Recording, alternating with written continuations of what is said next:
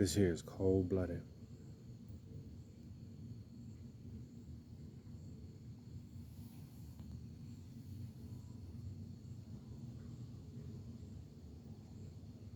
Look at that beautiful moon right there.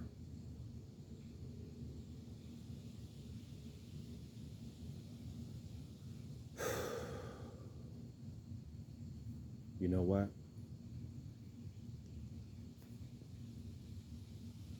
You done came a long way.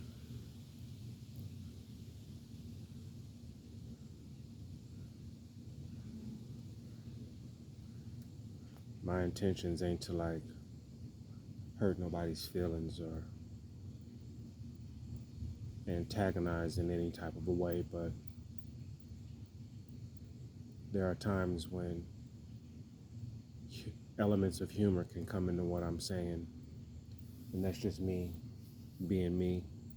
Hip hop, it don't never stop for me. You know what I'm saying? So it's like real cool that I could have this selfie going on, videotaping this, and the moon is right behind us looking like that, all beautiful and whatnot.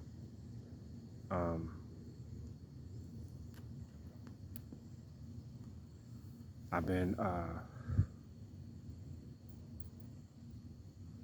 been talking to myself and talking to this big universe that we have about goals and ambitions that I have that I want to get accomplished. And this right here is the first part. They're like, well, what was your story? Like, well, okay. Well, my book, My Road to Damascus, it would be great for you to pick it up.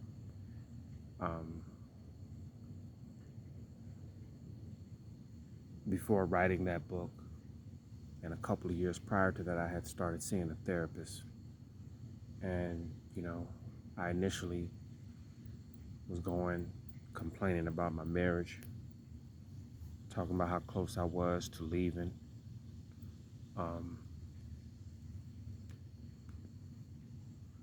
How upset I was with her. She said, or the therapist told me, he's a wonderful therapist, man.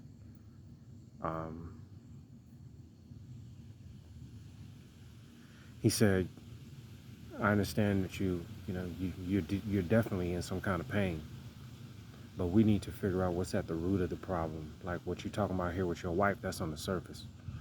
So we need to figure out what it is, because there's some other elements that's going on. That's why you're here. You're trying to find answers. So that started my journey. And I'm gonna tell you,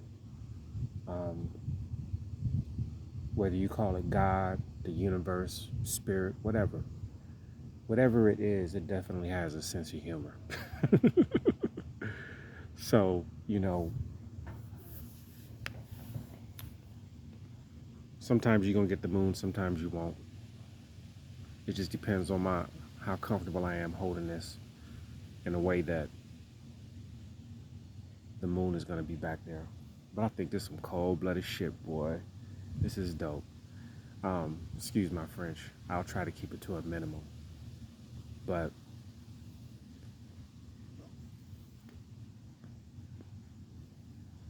I started going back into my past, and I remembered this incident that happened. It was a time where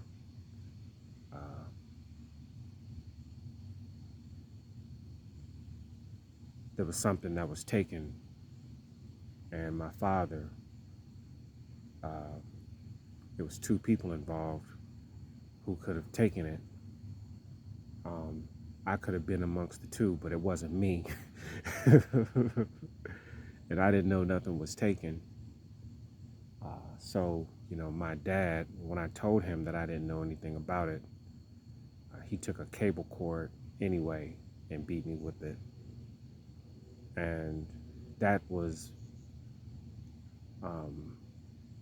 at that point, probably the most heartbreaking thing. And it wasn't really the physical that happened to me that hurt See, my dad, he had an extramarital affair. So my mom and my dad were never married. My dad was already married. Then he had met my mom. Something happened, and I got here. That's pretty much what happened. So I would spend the school year with my mom, and I would spend summers with my dad. And I don't know if my dad ever really cleared that shit up with his wife before he started bringing me around. I'm not really sure. It felt like, he didn't, because even though technically that was my family, like I have a half brother and a half sister that my dad had from his previous marriage, or from that marriage. Then I have a niece that is pretty much the same age as myself. So even though technically I was her uncle, we were more brother and sister. So my niece took the money and she didn't tell me where she got it from. And I didn't have a clue of what was going on. We were just out and about being kids. We were very, very young. And back then it was so long ago that they actually had payphones everywhere throughout the neighborhood. And, we walked out so far that we got tired and figured, hey, let's call Dad. Or my dad, her grandfather. So then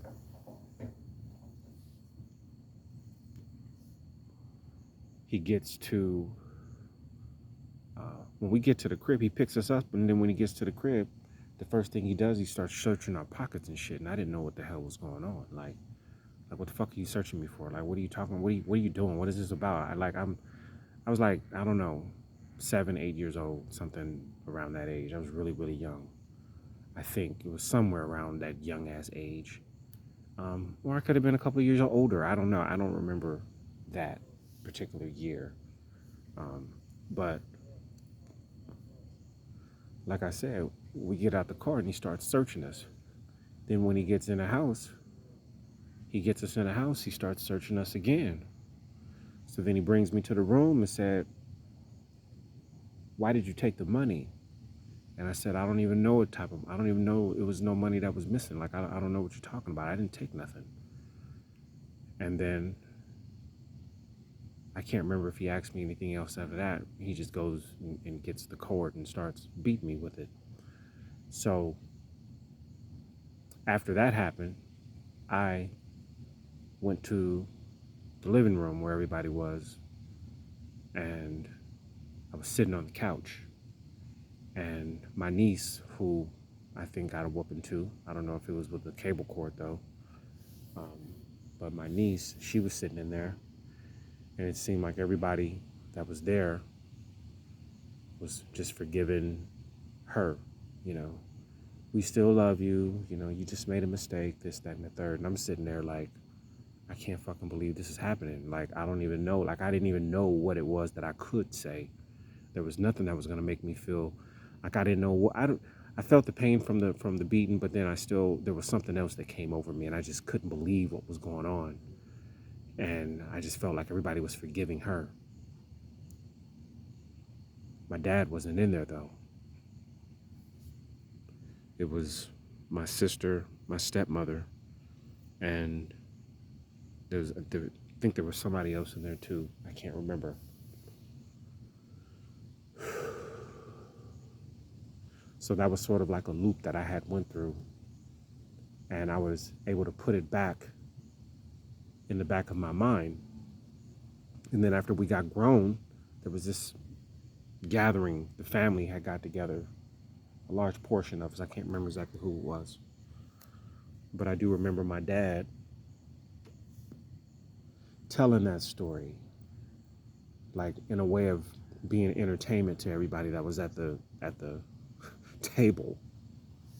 And as soon as he told me, as soon as he started going in on that story, like I just couldn't believe. I was like, I was like, motherfucker, are you fucking serious? Are you saying shit?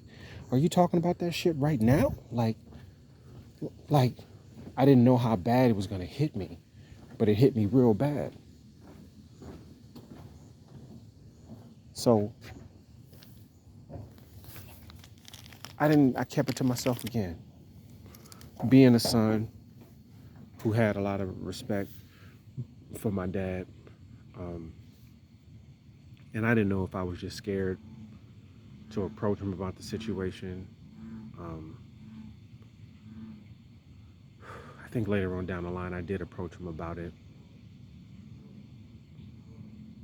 And then he turned it into something that because of he doing something wrong and he feeling guilty and he was sorry for his ex-wife that had by then had been years that she had passed away. So then I'm still feeling like Jip, like motherfucker, you's the one that did me wrong. And now you want to have a damn complete breakdown in front of me. Like it was the first time I ever seen him cry. He had a complete breakdown. I'm talking about sucking snot and every fucking thing. But it wasn't for me that he did anything wrong for me, because even then he mentioned some foul shit to me about I was going through it wasn't even a hard time. He had two houses. I lived in one across the street from the other one that he had. And he didn't like the route that I was taking in life. He felt like there should have been, I don't know what he wanted. But I was doing me and I was happy with it, and I was getting money and I was making music. I was doing a lot of things. It was just things that he didn't really think that was I should be doing, but it had nothing to do with his life. Like, so I think, we got into some little argument. I was showing him my birth certificate and letting him know that his name wasn't on it. And I was asking why it wasn't. I had shown it to my mother a few years prior to that. And she was like, it's like hot potato. She was like, I don't know, you got to talk to your dad about that shit. He said he was going to change it.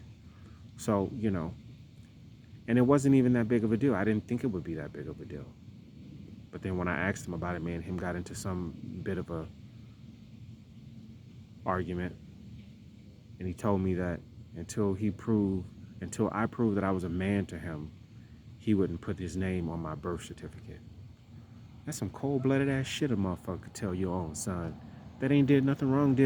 Only thing I've done, as far as a son is concerned, is love my dad. I could feel the venom that he was getting from my stepmother and my niece and my mother. I could feel that venom. They would talk shit about him when he wasn't around. But that was still my dad. I still, shit, he didn't do it to me. That's how I looked at it. Like, I wasn't looking at it like nothing, like, because I never felt like I was a part of the family from that perspective anyway. They didn't make me feel.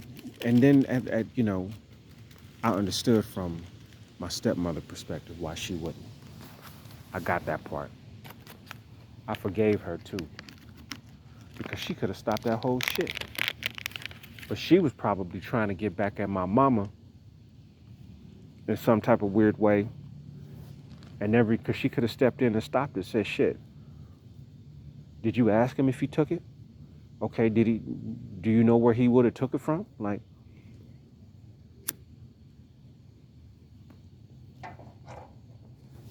she could have stopped the ass whooping, but she chose not to. So I had that for her for years and years. I hated her for years and years. And then over the last few years, I just got to the point where I didn't want to hate her no more. There was no reason for me to hate her. I got where she was coming from. Somebody cheated. Her husband cheated on her and made a baby, and then started bringing me around like it was not a big deal. You can imagine the type of level of disrespect she may have felt from my dad. So I got sympathy for her. I understood. It took years, though. Like, I was well into my 40s, by the time this happened, that I realized that, I didn't have no beef with her. I didn't want to carry that anger towards her. And then my sister, back then, I think she was just ride or die for her mama. And even though I hadn't done anything to her, nor her mama, just the fact that my dad really didn't clean that shit up brought that venom towards me, you know. And then my niece, like I said, we would be close. But then she would tell me slick shit every now and then, like, you know, I'm not your real uncle, and you know, just certain things that um, she was just a little bit overboard with being mean at times, and there were times when I got fed up with that shit, and we had confrontations about it. But even now, like, we don't talk. I ain't spoke to her since we had an incident with my dad. This was years before he had died. Um, but we got into it, and I just unloaded on her ass. She wouldn't listen. She wouldn't answer my phone call. So I just unloaded an email on her ass, and it was evil. It was mean. It was skullduggerous. But it came from the pain that she first gave me. Now I don't even know if she read the letter at all. I know she read most of it because she had to read some of it because of the fact that she no longer communicates with me like that. That's how that's how that's how hurt I gave. That's the hurt that I gave to her, and it wasn't even like I was just telling my story. Like I know how you felt, your true feelings for me, and it's fucked up, you know. And I know you did. I know you took that money and you didn't have that. You didn't have my back. You betrayed me, but I still kept being. I still kept showing you love, but every now and then you want to flash on me out of some type of anger of some shit that you holding in. Like that's that saying that people say that hurt people hurt people. You know, a person can bleed all over an individual with his hatred and hurt, and what he hated and hurt had nothing to do with that individual in that present moment. It was probably some shit that happened to him when he was before he hit his teens. You know what I'm saying? That's how I was, and that subconsciously carried over to the point where because I never addressed that as a kid and as a teenager, and I let it go through my 20s and my 30s, and you know, by the time I end up getting married, and then you know we started having problems, and then I go to therapy. That's when things like this starts to get identified, and then you start learning about stuff like shadow work, where you take yourself back. You know, it could be a form of meditation. The only thing is, like, you're not trying to clear your mind. You're trying to remember things, but you take yourself all the way back to a particular time, and you face that situation.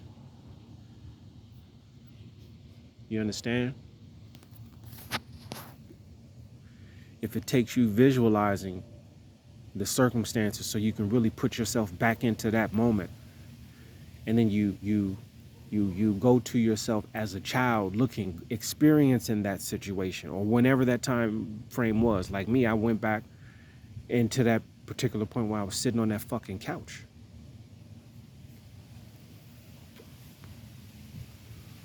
Like, fuck. Everybody's forgiving her, and nothing even, I didn't even do shit. So that shit, I had to go back and live through that anger. And then another thing that happens while you're in that anger, you gotta go tend to yourself in the past and be a comfort tool. Like, so I had to go look at myself as that little child sitting on that couch, and telling myself, I got you now. It's gonna be all right. What these people feel about you ain't got nothing to do with you. You didn't hurt nobody. You didn't hurt nobody. You didn't try to hurt nobody. You was just an independent individual in somebody's circumstance. And unfortunately, you had to pay a price for that. That was a lifelong lesson. And it turned into a lesson of forgiveness. Because had I not been able to forgive, I wouldn't have been able to get to this point that I'm at right now. Forgiveness.